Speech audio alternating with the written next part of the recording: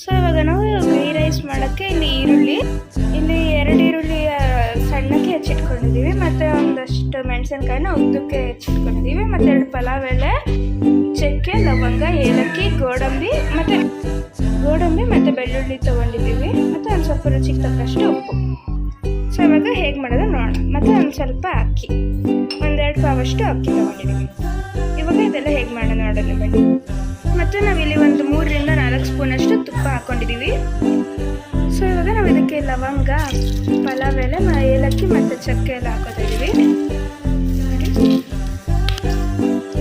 ಮತ್ತು ಬೆಳ್ಳುಳ್ಳಿ ಹಾಕ್ಕೊಂಡಿದ್ದೀವಿ. ಇವಾಗ ಇದಕ್ಕೆ ಮೆಣಸಿನ್ಕಾಯಿ ಹಾಕೋತಾ ಇದ್ದೀವಿ.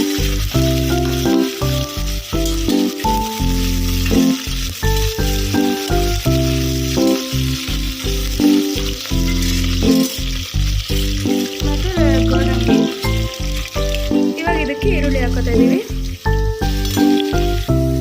ಇದನ್ನು ಒಂದು ಸ್ವಲ್ಪ ಹಾಗೆ ತುಪ್ಪದಲ್ಲಿ ಹುರ್ಕೋಬೇಕು. ನೋಡಿ, ಇದಕ್ಕೆ ಒಂದು ಸ್ವಲ್ಪ ಉಪ್ಪು ಹಾಕೋಬೇಕು. ಇವಾಗ ನಾವು ಅಕ್ಕಿ ಹಾಕೋತಾ ಇದ್ದೀವಿ. ನೋಡಿ, ಅಕ್ಕಿ ಇವಾಗ ಒಂದ್ಸಲ ನೀಟಾಗಿ ಮಿಕ್ಸ್ ಮಾಡ್ಕೊಂಡಿದ್ದೀವಿ.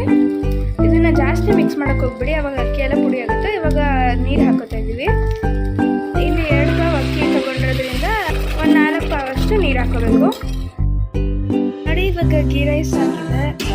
ಸೊ ನೋಡಿ, ನೋಡಿ, ಟೇಸ್ಟ್ ಮಾಡಿ ಮತ್ತು ಹೇಗಿದೆ ಅಂತ ಕಮೆಂಟಲ್ಲಿ ಹಾಕಿ. ಸೊ ಲೈಕ್ ಮಾಡಿ, ಶೇರ್ ಮಾಡಿ ಹಾಗೂ ಸಬ್ಸ್ಕ್ರೈಬ್ ಮಾಡಿ. Thank you.